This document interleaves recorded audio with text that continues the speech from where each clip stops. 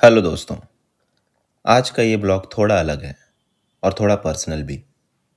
आज मैं आप सबके साथ अपनी ज़िंदगी की एक ऐसी कहानी शेयर करने वाला हूँ जिसे मैंने कभी डायरी में लिखा था, कभी कविताओं में छुपाया था और कभी जिम के भारी वेट्स के नीचे दबा दिया था।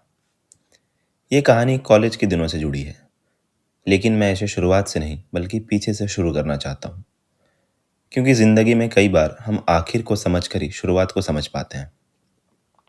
और हाँ, ये सिर्फ एक कहानी नहीं है, ये कहानी है जिसे मैंने कविता का रूप दिया है।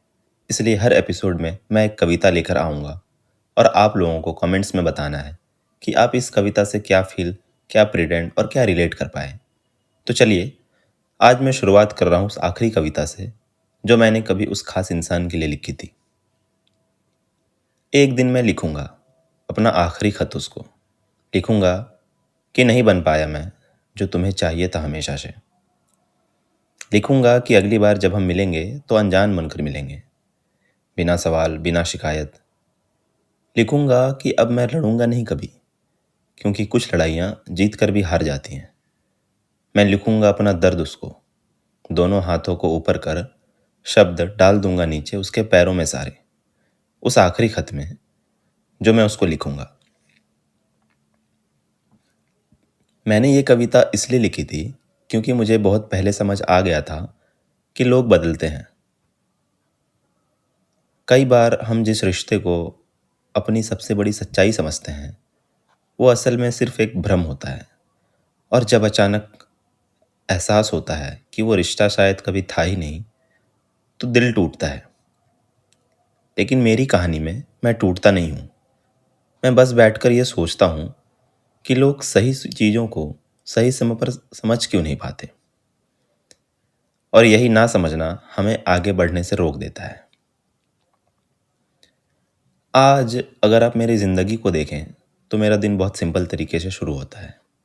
सुबह जल्दी उठना, खुद से कुछ वक्त लेकर फिर अपने डिसिप्लिन को फॉलो करना। मैं डिसिप्लिन को सिर्फ रूटीन नहीं मानता, मेरे लिए डिसिप्लिन एक एंकर है। जब इमोशन अनस्टेबल होते हैं, जब मेमोरीज डिस्टर्ब करती हैं, तब डिसिप्लिन ही मुझे ज़मीन से जोड़े रखता है।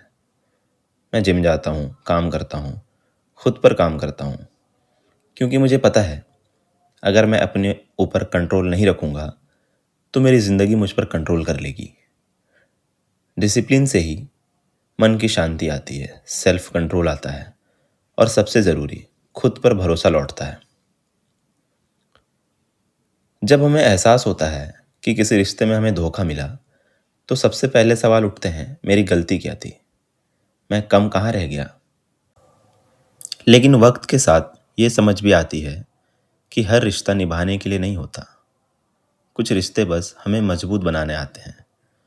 और जब हम आगे बढ़ते हैं तो एहसास होता है कि शायद उस रिश्ते की उतनी ज़रूरत थी भी नहीं जितनी हमने बना ली थी।